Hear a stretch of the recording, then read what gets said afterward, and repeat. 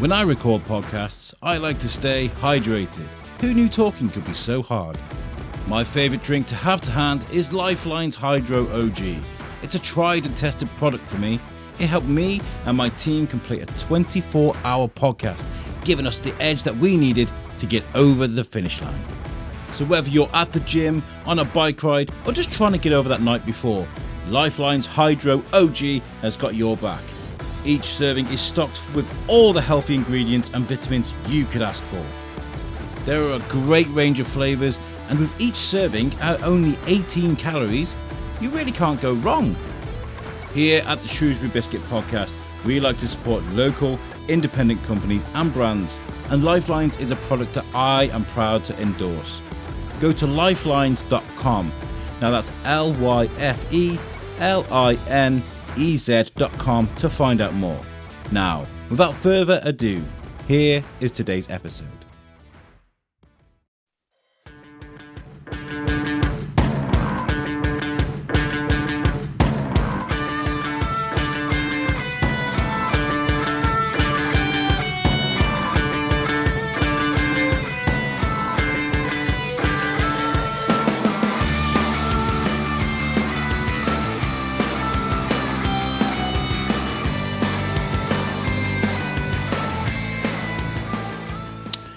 Hello guys, and welcome to the Shrewsbury Biscuit podcast. We've got a special episode for you guys today. Tackling a subject I feel like I can definitely do, but I needed a bit of help because I need some experience in the matter. And so if any of you guys watch Pod Aid, if you did, thank you so much. We made £1,100 for Ling and Davis. Whoop whoop.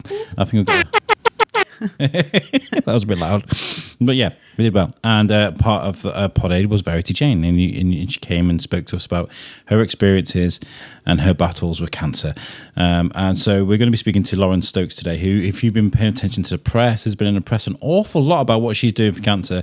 So I brought in Verity to help me. How are you, Verity? You all right? I'm good. Yeah, thanks for having me.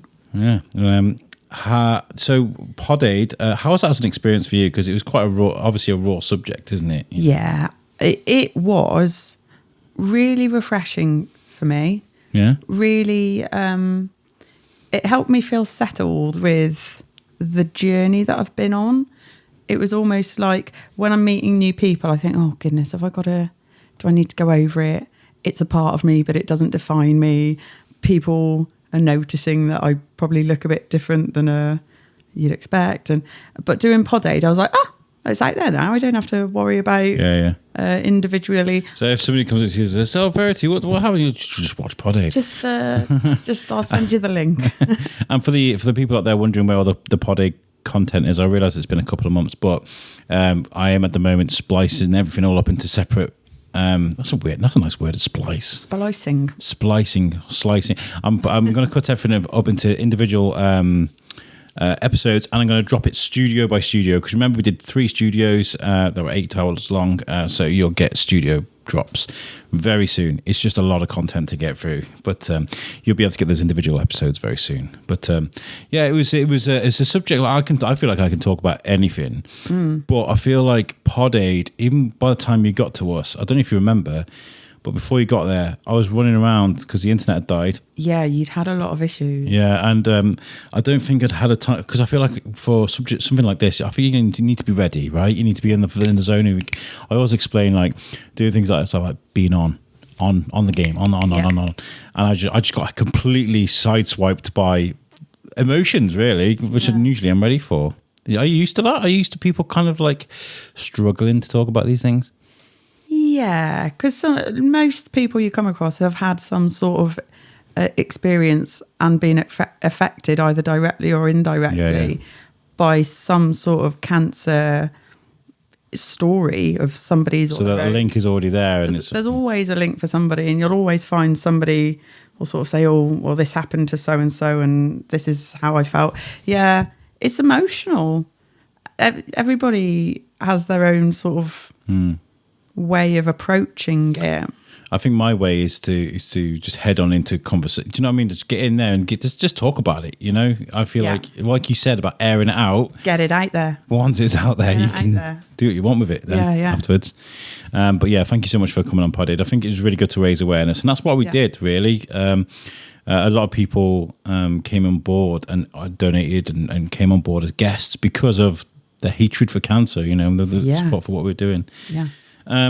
So I know we've got sort of 5 minutes, and I don't want you to be like, oh, tell me your life story in 5 minutes, because that's really not fair. I want to give you the time. So what I'm going to do is, I mentioned to you before, I'm going to get you on, because Podded and the Shrewsbury Biscuit are two different things. Yeah. So I want to get you on to sit like this. Yeah. And sit and talk about things. Sounds lovely. I'd love to. Yeah. So you can help me out today with Loren. Okay. I'll do my best. Because you've been there with treatment. You know it's like.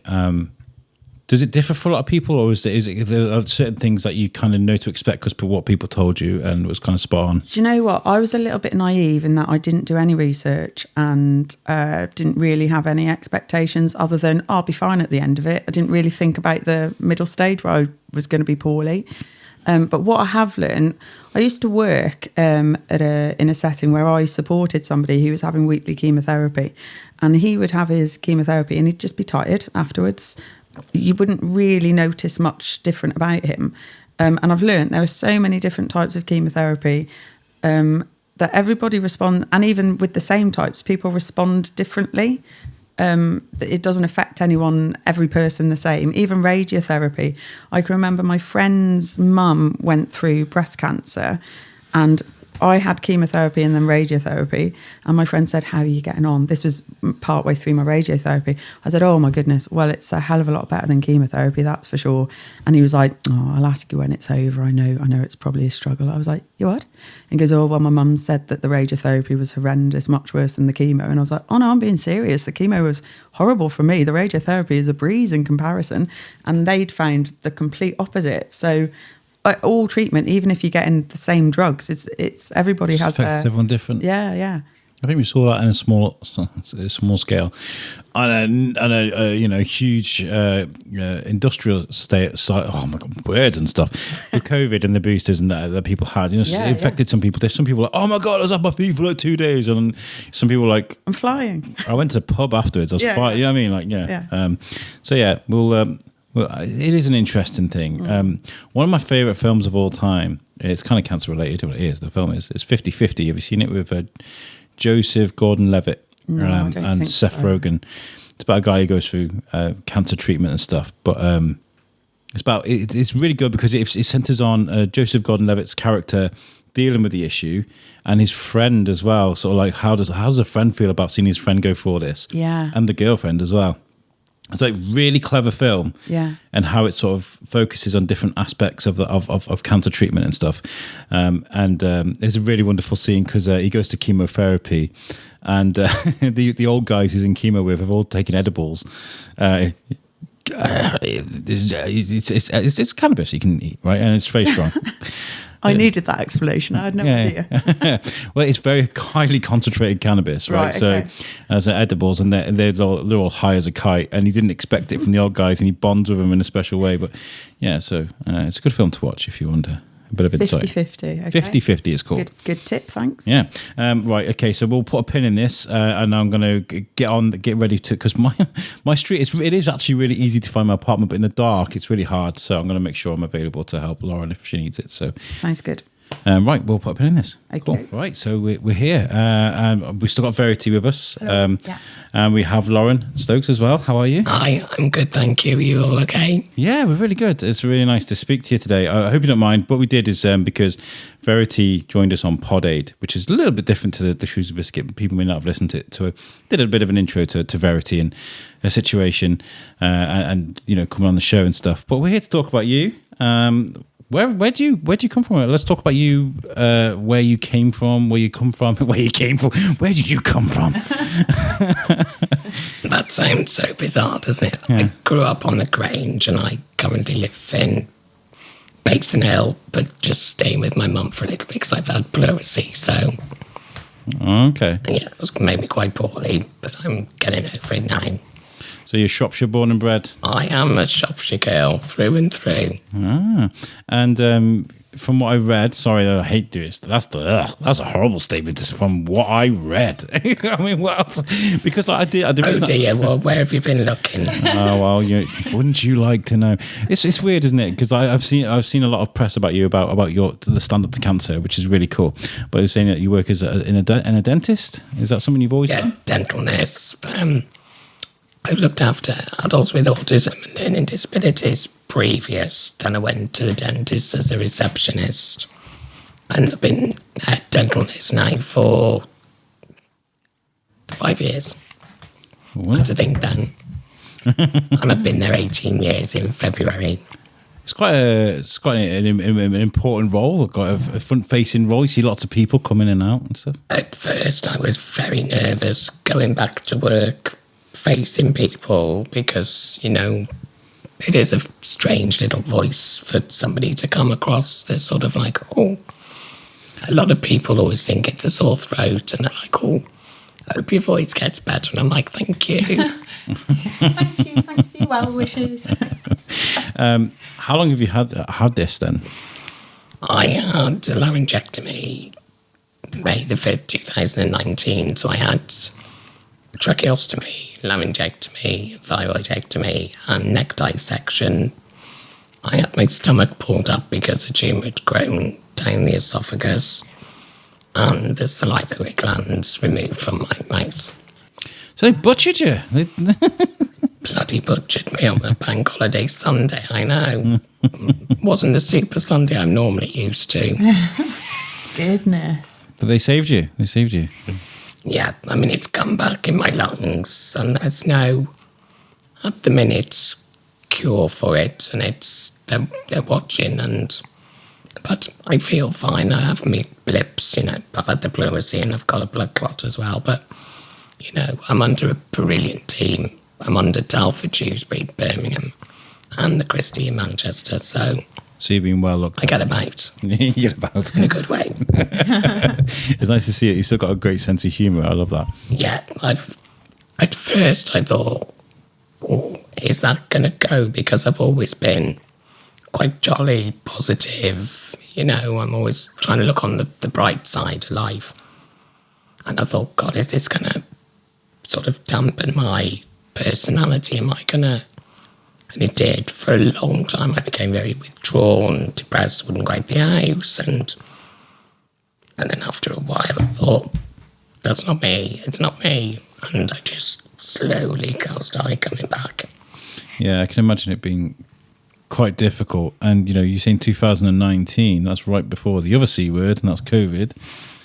Yeah. What's that like? Because you must have gained a bit of confidence and then been told to get behind doors again. Yeah, I did. I went back to work in January, and then they were like, you've got to go back off. We can't have you here with COVID. And I just picked up confidence. Yeah. Then back off again. Then was back to work, and everyone was like, oh. No, then we were back off again. So I was like, I was off for 6 months at a time, so that a year knocked me back a bit, and I wouldn't go into a coffee shop and order a coffee. I'd always be like, oh, will you come with me and order it? Or will you come to the bar and order it? And will you order my food in a restaurant? And now I'm just like, I'll have such and such and such and such. And I'm just like, it's me. This is my voice. Yeah. It's not for anyone to judge if you don't like it. Oh, I love that. Yeah. It's who I am now. That's it. Yeah. Absolutely. I'm owning it. It's nice when we were, I guess, living in a place like Shrewsbury where you can go to like your favourite coffee shop and they know your usual. I'll walk into House Coffee and they're like, usual? I'll be like, yeah, okay. Yeah, there's the Greg's in Mealbrace. There's a lady who works there, and she'll just say, put your thumb up for a yes. Oh, lovely. And then, I'm not going to say it all the time, but she knows I do like a caramel latte and a bacon sandwich with brown sauce. And she'll just say, and I left her a really nice review on Facebook, and when I went back in the one day to get petrol, she come behind the counter and give me a hug, and she was like, that's so nice. Oh, that's sweet. I said, you don't understand how it's nice for someone behind the counter to just be like, And funny enough, the Greg's in town. There's a lad who works there. And he's just like, put your thumb up. And for me, that means a lot. It's like, thanks. Yeah. Yeah. People get it. People get it. Yeah. They just get it. And that's precious, because when you're going through these stages of anxiety and reintroducing yourself to the world, that must be a worry, that being accepted and being able to navigate. Because sometimes the valve can just go and then I've got no voice and, you know, it can happen night and about and I just press and I'm like, Nothing. nothing's coming out. What do you do then? Luckily, I've learned to change it myself, so I can just go home, take it's called a TPE, take that out and put a new one in. Yeah. And so I learned to do that. I thought, you know what, if I'm going to do this, I've got to learn it all. So I did. Oh, good for you. Well done. Have you had an inclination to learn a bit of sign language, maybe, or just in case, the one day? Do you know, I did think about that because I thought if it ever comes to a point where, because sometimes it can just grow over and you can't talk, but you can have a thing called an electrolux and you just put it there. Oh, I've seen them. Yeah. Oh, cool. But I thought if it comes to it, I'd find a way. Because they did say that the operation, there is a 20% chance that you'll never talk again. I was like, I'm a chatterbox. That's not going to happen. Yeah. I will find a way. And I hear you're on the Shrewsbury Biscuit doing a podcast. Exactly. I never thought I would have done this. And I did a radio interview 2 weeks ago. And they said, would you have done this 2 years ago? And I was like, never. Never in a million. No. We live in a world now where things are becoming more audible and visual. You know, I prefer to send voice notes to people. Verity knows I send them loads all the time. I sent you one earlier, you couldn't hear it earlier. And you know, on the phone, there's people talk on videos and stuff now. It's all changing. So does that add pressure onto you a little bit? Very much so. I can ring places and then I call, I can't understand you, and then other places, I'm like, I say straight away, you're going to have to give me time to talk because I'm trying to hold a phone and press a button to talk about the laryngectomy. And a lot of places now have put it on their notes that just give me time to talk so I can, because when I talk, I essentially stop breathing, so I've got to navigate air and talk. So yeah, and I was going to say, how long can you talk for? I mean, like, we're going to be. Is that how long can we hold our breath for? Is that how long you can talk for? Is that how it works? Can you sing in the shower? Like, no. Do you know, I've never tried. Yeah. I'll be getting back home later, but like, Get the acoustics in that bathroom. yeah, put my Spotify on. have a good sing song. So the person you were before the laryngectomy, the person you are now, has it affected the way you are as a person? I mean, you said you were quite bubbly as a person before. Mine back to me now. I mean, there's things when I go out and I would always be the kind of the louder one in the group, and the nickname Patsy off Absolutely Fabulous come from that. And now I'm a little bit more quieter, but obviously I laugh. Say naturally. Yeah. I can laugh, but obviously nothing comes out. But my friends get it. If we go to a loud place, they can't always hear me, but you just learn to navigate around situations. And the treatment, obviously, me and Verity, we were talking about different people have different reactions to treatment. Some people may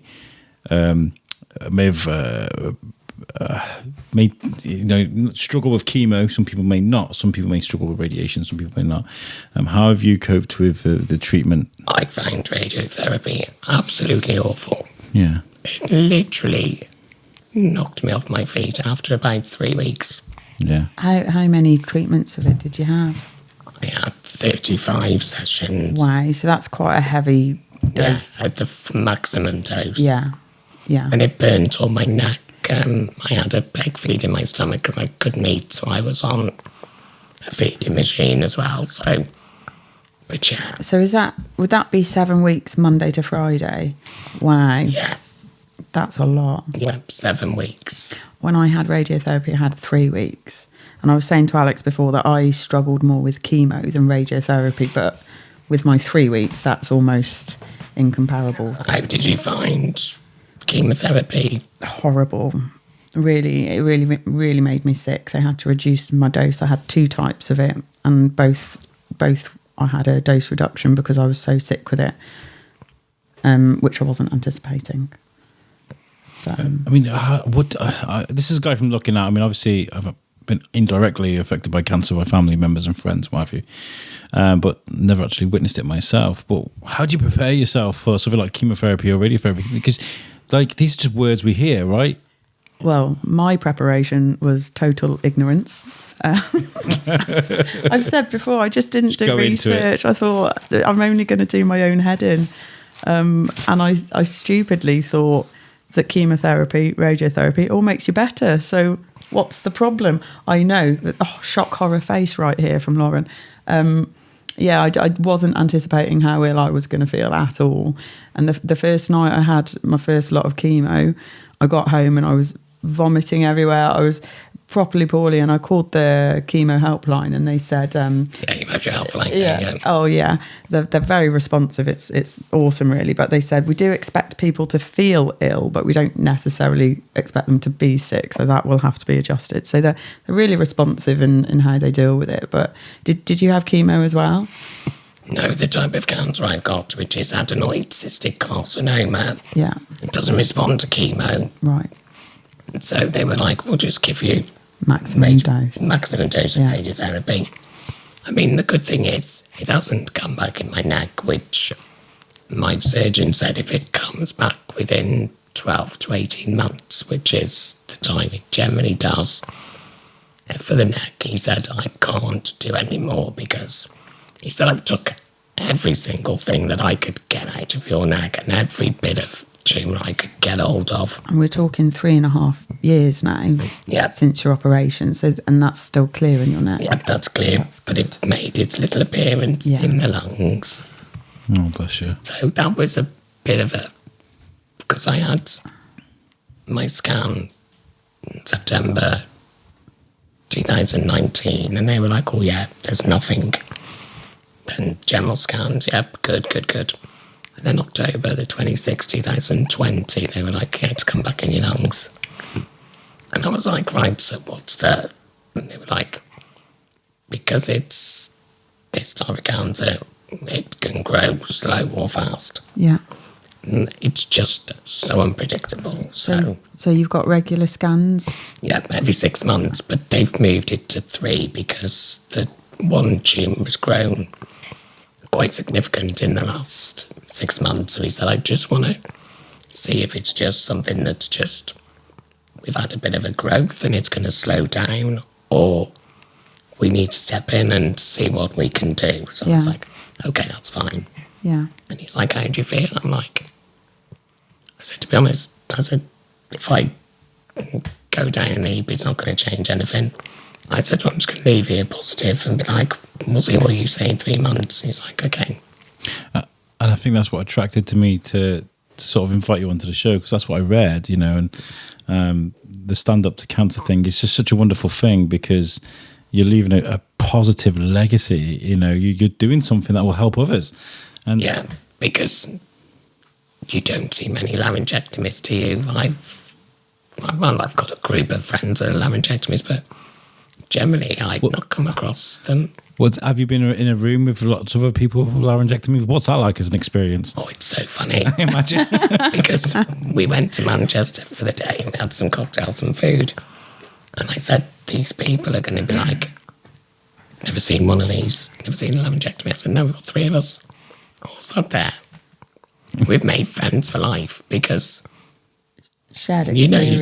yourself, Yeah. people who've shared it, they get the experience, and Yeah. you have your highs, you have your lows, you know, your days when you just think, oh, Is it a very natural thing? I mean, in Verity, you do a lot to help other people as well, spreading awareness and speaking to people, and yourself with the stand, and you did the run as well, didn't you? You did a run. yeah, every year I Funny enough, before I got diagnosed with cancer, I've done children's charity cancers, the Stand Up to Cancer, the mud runs, because I just thought, I've had family members go to cancer, and I thought, if I can give just a little bit back, even if I raise 50 quid, if everyone raised 50 quid, it's that little bit. Of course. And I can't fault the treatment I've had in Shrewsbury, Telford, Birmingham and the Christie. You know, I've had amazing oncologists, nurses, doctors, and they've just been there at the end of the phone. Yeah. Because, you know, they get a lot of bad press, and I think... Oh, the work they do is phenomenal. I could not have got through some of this without the nurses. And this is I say we don't like to get political. I invited Alex Wagner, who's a 20-year-old politician in Shrewsbury, great guy. And I was like, I'm not going to get political, but we'll talk about politics. I was going on these rants like, we need to look after civil rights. We need to get people talking about these issues. And I was like, oh, yeah, I just did it, didn't I? I went political. But, you know, we're talking about the nurses going on strike soon. And I feel like it's about time nurses got what they deserved. They saved the world. They saved the world with the pandemic. I don't care what you say. You know, they did an amazing job. People out there clapping for the NHS every night. Yeah. If you're going to clap for people, pay them properly. They do an amazing job. They do. I mean, when I had my operation, I think it was day 3, and I just dipped really badly. It was like, I don't want to be here. Remove all my tubes and stop. I've had enough. I just wish I hadn't done the help. I wish I was dead. I was all this. And the cancer nurse, her name was Catherine, sat with me all day. She said, I'm not going to leave your side even if you don't want to talk. I'm going to sit here with you all day. And I was cried all day and had me moan and had this and had that. And then the next morning I thought, you selfish madam. A team of 12 people have stood round and done your operation to save your life. Give yourself a kick up the arse. And I did. And that was it. As soon as my surgeon came in, he said, how are you feeling? I said, I've given myself a talking to. I said, not like, we've got to do this, haven't we? And he was like, that's what I wanted to hear. He said, because you went in with a positive attitude. He said, so I was really, concerned when I heard about you were having your day. And that was it then. I learned to change my tracheostomy tubes, do my bag feed, everything. I was like, let's just do it. Do you think that's common? People have that epiphany, that kind of like that moment where you're like, actually, no, stop feeling sorry for yourself. I know you're quite headstrong. Yeah, I'm a bit. Were you like that? I don't think I was, but I was diagnosed at a very similar time to my sister. So we went through treatment together. And I think that we did have low moments, but more sort of fed up and miserable than dark.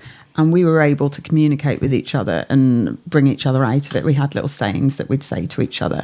But I think with what you're saying of how low you were that day, I think, well, why wouldn't you be? What a change, what an experience, what a trauma. And I think for you to have that low day, I think you probably needed it to be able to reset and find that positivity you're so again. Right. Yeah, you're so right. Because I was having to communicate on pieces of paper and hold it up for people And to how read. frustrating after you've been able to fully just chit-chat, flippantly and taken advantage of it. Because why wouldn't you? It's what we do, and you've had to come across such a sudden and drastic change.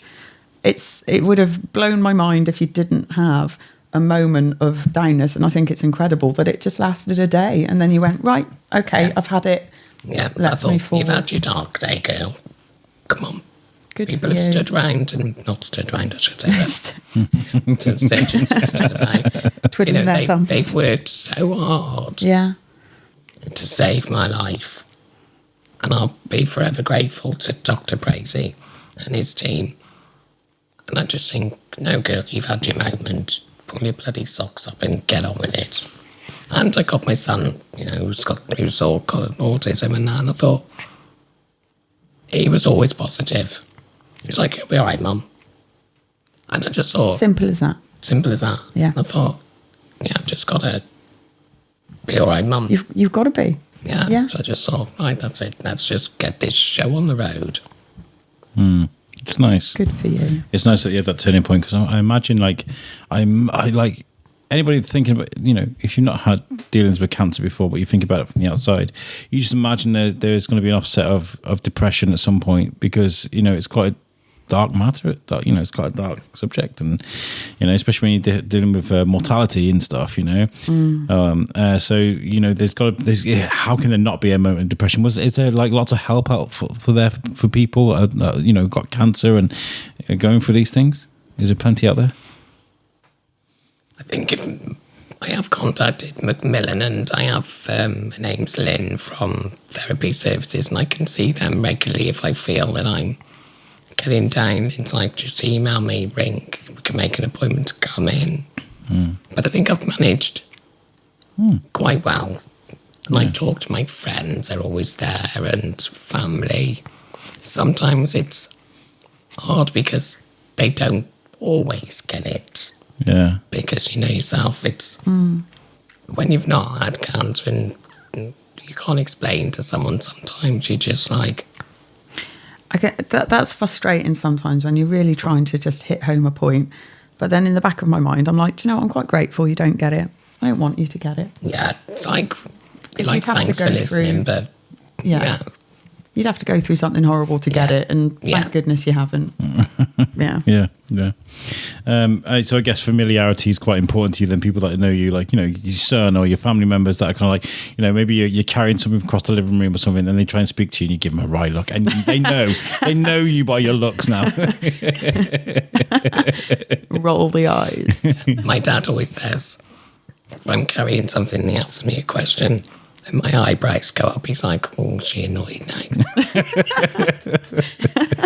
So I don't think we've been sort of explained that to talk you have to press a button on your neck, and that's what we're talking about right now. So if you've never seen that before, that's what's happening. So that's why we're saying if you've got carrying things with two hands and you got to talk, that's a bit difficult. But you sound like a fighter. You do. You sound like you know exactly how to fight this thing, and positivity seems to be the key motivator for you. Would you agree? Yeah, I just don't want people to.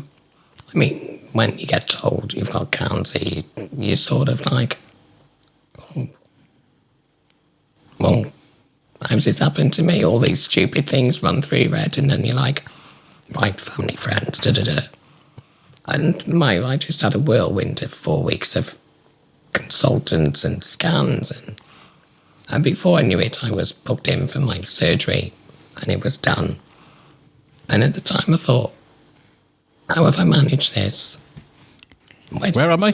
What day is You it? don't really get a second to think in those early days. Do that's you? it. It's You just don't, do pow, you? pow, You're just pow, like- one after the next. They're like, right, can you come to it? Can you go there? Can you do this? Can you come here for, therapy session? Can you come to this and this? And you're like, how did I get to having the operation? And stuff? I guess that kind of must help though, because if you had too much time to think about things. Yeah, my operation was Sunday the 5th of May, and my cancer nurse, Gina, she rang me on the Friday, and she was like, "Oh, what are you up to?" And I was like, "Oh, I'm just at work on my lunch break." And she was like, What? "Loren, you're going in for surgery on Sunday. Why are you at work?" I said, "I've got to keep normal." I said, "I've got a son that relies on me, and I'm not going to stop my life." I said, "Cancer's got to fit into my life." I said, I'm not fitting into that. I said, "No." Know your place, cancer. Know your place. Know your place. And at the minute, it's the lungs need to stay in there. Absolutely. I think when you were talking about your dark days before, I think that whirlwind of a month that you had from getting your diagnosis and then being on an operating table all of a sudden, I think that you only would have had time to maybe process the magnitude of all of that afterwards when you're laying on a hospital bed. That's the shock reality of like, oh, okay, so it's what happened. happened there? Yeah. No, they were right then. I did need the operation. Yeah. What's happened? Yeah. What's happened? I can't talk. Oh. A lot of the ways I deal with conversation on the Shrewsbury Biscuit, people that listen may know, I kind of have to relate to myself somehow, try and fit myself in. But I haven't had cancer. But the only way I can think about this is when my wife was pregnant. Every single day I go into work, people are like, "Oh, how far gone is she now? How long have you got to wait?" And you'd have to answer the same question. I worked at Asda at the time, so you imagine there's like 300 colleagues there, the same question over and over and over and over, and you get so fed up of repeating yourself. You just kind of like, we'll get here when it gets here, all right? So how is that for you guys? I mean, both of you have been through the situation when people are like, "Are you okay?" And people are trying to be sincere, and they do probably care, mostly care. Let's be positive, mostly care. Some people just say things for conversation, like you get the mundane things like "another day, another dollar," those kind of things. But how do you deal with that? Because it must be a right pain in the butt. I think I'm going to throw it to both of you. I think maybe getting some looks like, How do you go? How do you do you have to run general checkups still now? Or? Yeah, so I have less checkups than I did because I've had a double mastectomy and I've had my ovaries and my fallopians out with for risk reduction surgery. But what I get most of is sort of what's next step, because my plan was always to have a family, and I can't do that biologically now. Hopefully at some stage I will have a family, but that's what I get asked most about by my friends and family. And I still don't know the answers, so I'm like, what are you going to do? Well, I don't know. Yeah. I don't know. What would you do? What I normally get is not even the what would you do, it's, oh, you could do this, or you could do this, or have you considered this, which is kind of helpful, but at the same time... I have considered all that, but I've just got to get my head around the fact that I've just gone through all of this, and then I'm going to process the next step. Yeah. So I'll give myself a bit of time before I sort of explore any avenues. But I think during treatment, the questions they're tiring because you don't always know the answers, and people want to know you're okay. They want to know what's going on, and you don't know yourself. You're waiting for the medical professionals to contact you and look at the scans and see the results. So people are going, "Oh, what's happening now?" Well, the same as what was happening last week, to be honest. There's no new news. Whenever I have a checkup or I go for a scan, like my phone will just be like, "How'd you get on? How'd you get on?" I'll tell you in 3 weeks when I know. And I know it's all my best friends, and I've got an amazing bunch of friends. And we love you guys, by the way, that are asking these questions. We're not knocking that at all. No. But it is, and you're sort of like, well, I don't know. And then when they say, "Oh, well, it's progressed a bit," and then they're like, "Well, what are they going to do? What are they going to do?" And I'm like, I don't know. Don't know yet. And it's only because they care and they're like really concerned, like, they don't want to see one of their best friends poorly. Of course, yeah. Yeah. Yeah, it's all for niceties, that's the reason why people ask, One of the things I wanted to ask was recovery time. Recovery time for me, when you're dealing with something like this, it sounds like a really long process where you, I guess a lot of the time, you just kind of sitting there, how do you get through that, dealing with what you've been through, not going stir crazy. Is there something, did you find a new hobby? Is there something that soothed you? Is there something that you kind of threw yourself into? How do you deal with recovery? I became very secluded in the house. I just used to go to radiotherapy and back again. Radiotherapy was so funny though. You wait in a little room, and I don't think I've seen as many pairs of balls in my life as the man in there. Walking up and down the corridor, just get rid of a bit of gas. That used to make me chuckle. Because they're very open about it. Prostate cancer, and they're wandering up and down with their gown open, or they'll sit opposite and the legs apart, and you're like... So I used to text my friends, I'd be like, "I'm in the radiotherapy waiting room and it's balls galore." Close your rooms, guys. But it was like a day out, because they bring cakes and biscuits and sweets, and we'd all just sit and talk. And nice. It was nice. It was nice, but I saw far too many balls for my in one day. Like, I'm getting a real insight now. But at the time, when you're feeling so low and you were just waiting to go on the table, and then, because I had to be strapped down with a mask, And you're sort of thinking, oh, God, and then these people come in and they're just so jolly, and I think, oh, you actually don't care sitting there reporting out, do you? Walking up and down the corridor. Farting away. Farting away. Yeah. Openly chit-chatting about it. It's almost refreshing to be like, well, that's that then. We're all sharing an experience. We're all here. sharing an experience. And it's not fun for any of us, but here we all are with a smile. And I think sometimes they needed to offload and just be like, oh, you know. More ways than one. Yeah, definitely. Yeah. We did some filming at the Lincoln Davis Centre in Shrewsbury for Pod Aid. And we saw the masks for the radiotherapy because they're molded to the individual's face, right? I mean, that just looks so scary. I remember the first time I saw one, it nearly brought a tear to my eye because I thought someone has to put that over their face. It's the scariest looking thing in the world. If you've never seen these things, they're like molded to the shape of your face, but they're made like a plastic mesh. It is, yeah, plastic mesh, and then you lie down and it's clipped on to the jaw in the exact position. Yeah. You did that for how many weeks? 7 weeks. 7 weeks. 7 weeks. Terrible. Well, it saved your life, though. You're here. It did, and I will be forever grateful. And they were an amazing team, the radiotherapy team. And you are very active in trying to help people. And talk to us about Stand Up to Cancer. Where did this idea come from? How did you get introduced to it? I was at the Pink Mud Run, Cancer Research Mud Run, and Jane approached me and said, "Oh, you're running for yourself?" And I said, "Oh, yeah, I've had a secondary diagnosis and it's in my lungs." And she said, "Oh, what's this?" And I said, "This is laryngectomy." She said, "I've never come across a laryngectomy." And she was like, "Can I interview you one day?" So she came and she was like, "Well, I'm going to put your story out there."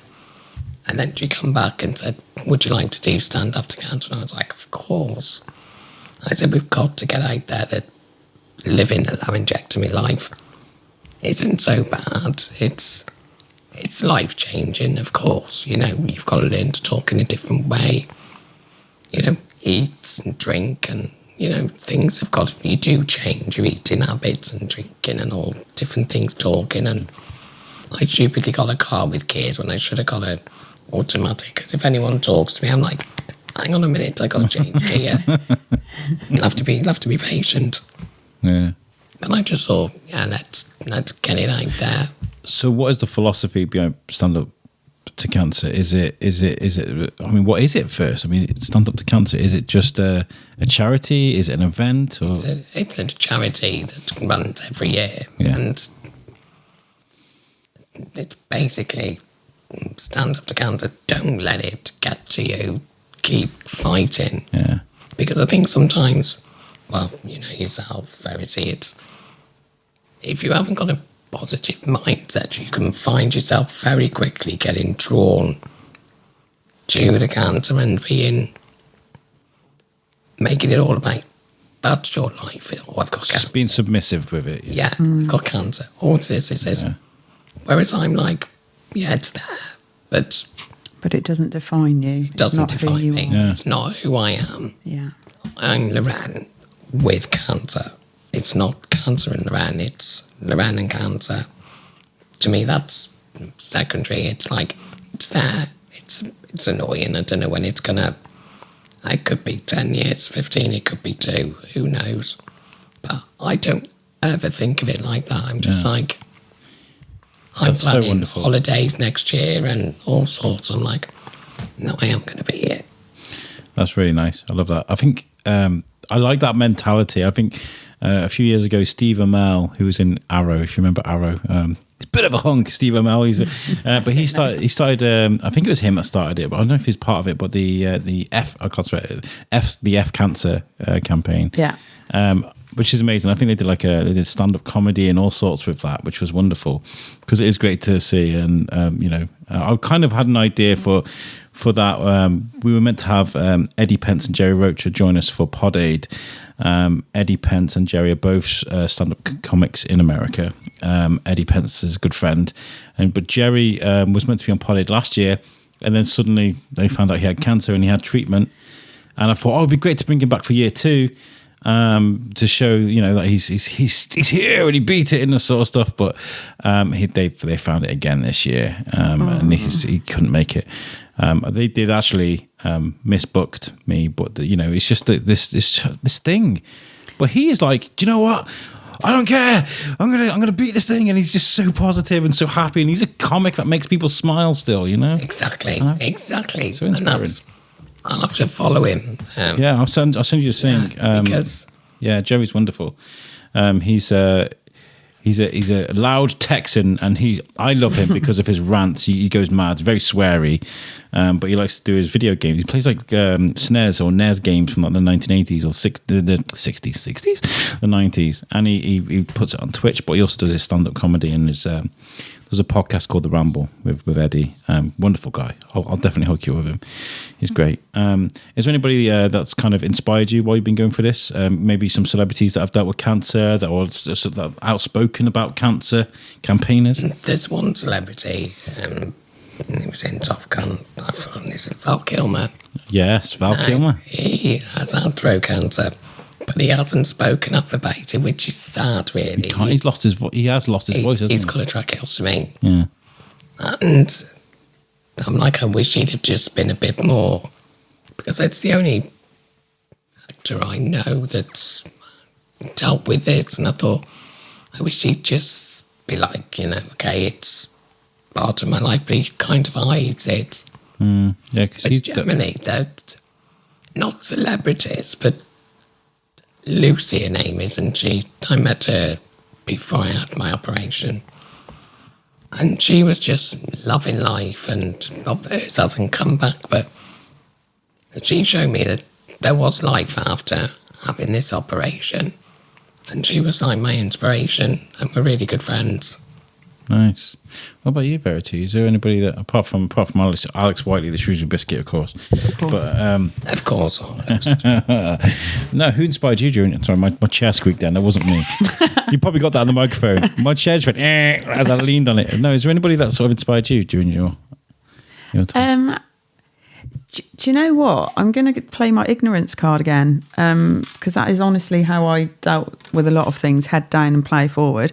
And my sister, who was by my side every step of the way, as my friends and family, I was inspired by all of them. And that's sort of just how I ambled through it all, by having their support, having their love, their positivity. It helped me be positive, and that's sort of where I got my power from to play through. Ignorance is a wonderful thing. It really is, because... It really can be. No, it is. It's true. It is. It's true, because if you think about it too much, you end up, your mind is overthinking, and you're like, and as you say, with friends and family, with their support, and you just make them into it. It can make you ill. Yeah. Because there are so many schools of thought you could go down, and most of them are really quite scary. Of course. So I didn't want to explore those in my mind. And also for my friends and family to be around me, I'm sure you were the same, when they can see you being positive and fighting, it helps them adopt the same attitude, and it sort of just snowballs, and it carries you, and you all sort of carry yourself forward through it. Because did you find friends and family took it kind of harder than you? Definitely. Yeah, that's what my one friend struggled. She would cry, and I was like, don't be sad, I'm going to be fine. Yeah. She's like, I just love you so much, Len. And I was like, and my sister, she put my hair in 2 plaits for me to go into hospital because I wouldn't be able to wash my hair. And she was like, I'll come and see you every day in Birmingham. And I thought, I'm coping really well with it. And these have got to watch someone they love go through this major change. And I think that's what gives you the boost, doesn't it? To think, right, okay. Yeah, because you don't want to add to their suffering. Yeah, because and I watched a programme must have been on the soaps. And the friend was saying about how the cancer or it was like documentary. And I thought, that's so good to hear how a friend dealt with it, because when you're dealing with it yourself, you see your friends and you've got that positivity, but you never really know what they're thinking. I was talking about 50-50, that movie we were talking about before, with Joseph Gordon-Levitt and Seth Rogen, and it's about Joseph Gordon-Levitt finds out he's got cancer, and it like, I do recommend this film, by the way, guys. If you listen, if you watch this film and you like it because of the power of this show, let me know. But he gets cancer, and his friend has to deal with it. His girlfriend has to deal with it. He's got to deal with it, and he's surrounded by people that have got cancer as well. And you see all these relationships and how it affects people. You know, it brings people together. It destroys relationships. It can cause create friendships. And in his case, the chemo ward, the guys in the chemo ward, and in your cases too, the people you went to hospital and saw, and the people that you've met along the way. It's interesting, really, isn't it? How it can affect different people's relationships. Yeah, and I guess from the outside, we're seeing this, and you're seeing us, our reactions. Oh my God, I'm really sorry. Genuine things. So you're seeing more pain than we're seeing, if that makes sense. It's when people say, "Oh, I'm really sorry you've had cancer." I'm like, "It's fine, don't worry about it." You didn't do it to me. I didn't do it to myself. Yeah. It's non-discriminative. Did you do this? What are you sorry for? What do you know? Yeah. Who do you work for? So it was you that gave me cancer. Yeah. I'm like, no, it's fine. Don't worry about it. I'm managing quite well. I just get on with life. I'm like, I think for me and my friends and family, it was more so at the beginning that they struggled, because it's full of so many unknowns. Yeah. When you get a diagnosis, then you have a scan, you have to wait for the reports, and then meetings with oncologists and whatnot. It's a swift process, but when you're in it, it lasts a lifetime, and it's like limbo. So I was, I felt like I was plodding through okay, like, okay, well, tomorrow, let's see, whatever. But the unknown for my friends and family seemed to be worse for them than it was for me, because I couldn't do anything about it. You're in a situation where you've got no control. So my ethos was, I'm putting my faith in the medical professionals. That's exactly what I did. Yeah. And then, but for my friend, it was like, well, what's next? Well, I don't know. I'll get a phone call in a couple of days, probably. This is where the ignorance comes into again. I was just going to do it, all right? I'm just going to do it. I don't care what the statistics are or whatever. Just doing it. Yeah. It's like the way I was thinking of, again, squeezing myself in there. I was like, I remember we were in Greece, and there's this lagoon we were swimming in. And if I'd have thought about all the beasties and the fish, and the better example is with Hawaii. This isn't just me name dropping places. But again, a lagoon, and I just jumped in and not thinking about it. And after I came out, there was moray eels in there and all sorts of nasty things. If you think about it, it's going to stop you, isn't it? Of course it is. Jump in, guys. Just jump into that lagoon. Just do it. There you go. Just got there in the end. Yeah. Well, it's like the morning of the operation, the surgeon came round and he was like, "So what did you have to eat last night?" Because obviously it was going to be my last meal, solid meal for maybe 3 to 6 months. I said I had baked potato with cheese and beans on. And is that what you have for your tea? I was like, "Hey, goes, I thought you would have had something much more." Get KFC in you. Yeah. I said, "Do you know what? That's all I wanted." I said, I had a brownie at 5 to 12 before the cut-off time. And then it was 9:45 in the morning. He was like, "You ready?" I said, "Are you ready?" And I was like, "Let's get this show on the road." And I said, "I'll see you on the other side." He said, "I'll see you on the other side." Beautiful. And that was it.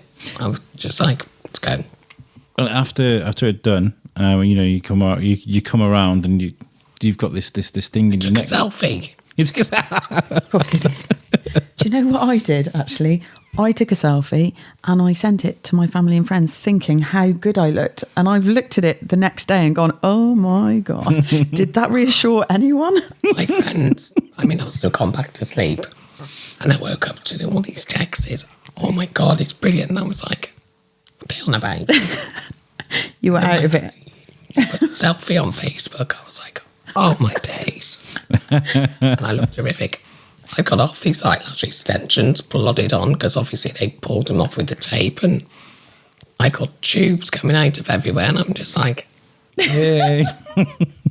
I said that's the morphine that for I was going to say it's post-anaesthetic hysteria where you're thinking, I look great. Hysteria is not the right word. It's like when you're drunk in the toilet and you're putting more makeup on, you're like, Looking sexy. good. Look like a clown, but it's like looking good. But this is unique. I'm glad that I've got you in Verity. Oh my God, we're all messing up words now. So now you've changed gender. Yeah, Verity. It's Jerry. I'm halfway there. I think if you I'm me with my man voice. you guys are wonderful. You really are. You're beautiful. But no, I'm glad I got you in Verity because you guys can share these unique experiences that none of us that have been there can sort of contest. And it's kind of wonderful in a way that you're still here to tell those stories, and you can, with Stand Up to Cancer, you can help people. You can on a national scale as well. So it's a national charity. So what is your role with the charity? Are you an ambassador, or do you get to go out and do things with them, or do you get to campaign? What do you do? I think she's going to try and get me to do some magazine interviews, some more radio, and I don't know what else. Are you like the main campaigner? No, I think it was just maybe whether or not it's a one-off, and I just done the ones for the advertisement. But Stand Up to Cancer comes. Is it this month? Next month? I can't remember now.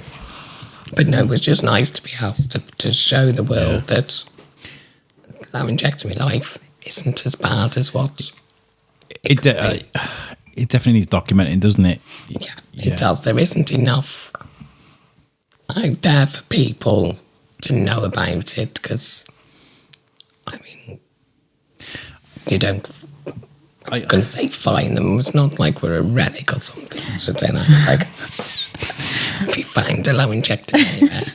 I think that what they do as well is like, with the movies and the TV, they put like a stigma on it, don't they? Where was it Poltergeist with the guy with it's a movie, and they made him look really creepy and scary, and I thought that's not going to be very good for people. And then there's a guy from South Park as well. He's got the voice boxing, and then there's not, like you're right, there's not much of a representation out there for this. There isn't, and people are always like, "What happened to your voice?" Children are amazing. They just go, "What's that?" There's no filter. They're like, "Why do you talk like that?" And I just say, "Well, I was really poorly and I had a lump in my throat, and the doctor had to take it away, so I'm left with this little button I got to press to talk." And they always go, "Oh, all right then." Okay. That's all they want to know. I'd have some fun with that. I'd be like, "Because I'm a Sith. I am one of the dark side." They're just like, you've answered their question. They don't want to know the ins and outs of why it's where or what. They're just like, "Why do you talk like that?" I had an operation, I had a lump, and like, "All right, do you have to press a button to talk?" Yeah, and they're like, "Oh, that's cool." Just simple acceptance. It's beautiful. Do you think maybe there's some? I know we were talking about how added pressure from cameras and things like TikTok and Snapchat and things like that. Do you think there's a use for something like that, where to get that out there, to document your life, go to the supermarket, show what it's like, or ordering something from the bank, or so, like show people what life is like for you? Sometimes I always think, I've got a TikTok, I should use it more, but I forget. The funniest was when I went to Bongo Bingo and DJ come round with the microphone for me to sing, and I was like, this is awkward because I can't sing. I was just like, move on. Yeah. Now going back to 2.5 years ago, I would have been absolutely mortified. Yeah. But I just carried on dancing. I was just like, it was what it is. You're not going to get a voice out of there, mate. No matter how long you stand there, it's not happening. It's really incredible to hear you talk about how hard you found some of the earlier days, and then in reintegrating yourself back into your own life, really, and then to see what you're doing now. It really is incredibly inspiring, and Like, it's really lovely. And to be in your presence, you're so positive, and it's just they've chosen a very good campaigner in you. Both of you. Yeah, and you, Verity. Look at you. You're, still going strong, trooping on. You've just got to. There's a fist bump there. There's a good fist bump. We have to, because I think, yourself with the operations and things, people are always like, well, how did you cope? And you're like, You just did. I just did. You just did. Just like, right, okay. I think you cope more for the people around you. Because, as you say, if they see you down, or they're like, what's the matter? Yeah. And if you want me to do it, sometimes you can't tell them that I'm having a really shit day. I don't want to see anyone, because then they're there. Yeah. And now I'm so grateful for all of that, because there was days when my one friend, she said, it's not you to not go out and about, and she was crying. I said, I know. I said, but I just can't seem to get my head around going outside again. And little by little I got there, and now I'm just out and about. I'll go have a coffee by myself and order it by myself. I feel like you've been through radiotherapy, you've been through this transforming sort of operation. I feel like if you can get through all that, you can get through anything. Like, seriously, you have a superpower now. You are, and that's what people cling on to. And that's what when people see like campaigners like you for Stand Up to Cancer or Verity when you came on Pod Aid, they see that positivity and that strength, and they cling on to that. And it doesn't matter, I don't think, whether it's to do with cancer, whether it's to do with their own life problems. If they see someone that's strong, they kind of latch onto that, and it's inspiring for people to see. I always thought even if it just helps one person through a dark day, I'll be happy. Even if someone reading that is thinking, I've just been diagnosed with throat cancer. Look at her 3 years later. Yeah. In your bright pink gilet. As it comes. Sleeping bag. Yeah. I love it. I do like my pink stuff. And the pink glittery as well. Where can are you very with social media and stuff? Can people follow you when your travels with what you're doing for Stand Up Cancer? I'm on Instagram, TikTok, and I posted up my Stand Up to Cancer. I'm waiting to hear off Jane again to see but she's on annual leave, I think, at the moment.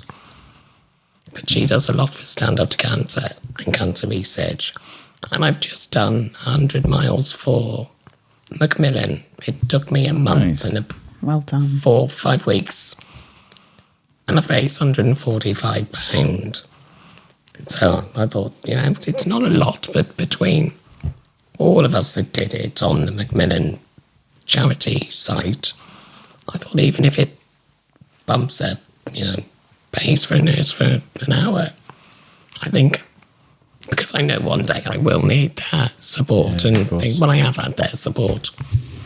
And I think I've got to just give that little bit back. So I was like walking around the quarry every day doing my 3.5 miles, because I timed the 100 miles over October to beginning of November. And I thought, I've done it. Yeah, well done. Keep going forward. And if anybody from Stand Up to Cancer is going to listen to this, you can use this. I'll probably send the link to them if they want to use this. Then by all means, please do. And if you help local charities, if you help Lincoln Davis, Macmillan, Seven Hospice, wherever, if you're out there helping people, help people, then well done, and keep doing what you're doing. I appreciate every single one of you. We're running short on time, but I want to say thank you to my guests today. Thank you for having us. No, it's been lovely. It really has been nice, and well done. Your first podcast, you did it. Woohoo! The first podcast. My teenage son is going to be so proud of me. Now I know what it is. I'm officially down with the kids. I wish we were that cool here at the Biscuit. Down with the kids. I don't think, no matter how cool I think I am, my teenage son is like, don't have your music loud when you pull up to college. I'm like, what music is it? Well, I'm like, I do like mid-90s, and I'm like... See, I think that's cool. Yeah. I'd say crank it up. Yeah. I pull up and he's like, you turn that down, you're embarrassing. I'm like rude. Well, You're embarrassing. There's nothing embarrassing about you. I think you're amazing, and we're making new friends every day at the Shrewsbury Biscuit. Exactly, so thank you so exactly. much. 2 new friends. 2 new friends, wonderful. So anyway, we're running out of show, but I want to say quickly before we get out, is there anything you want to mention? Is there anything you're building up to, or anything that you may have forgotten?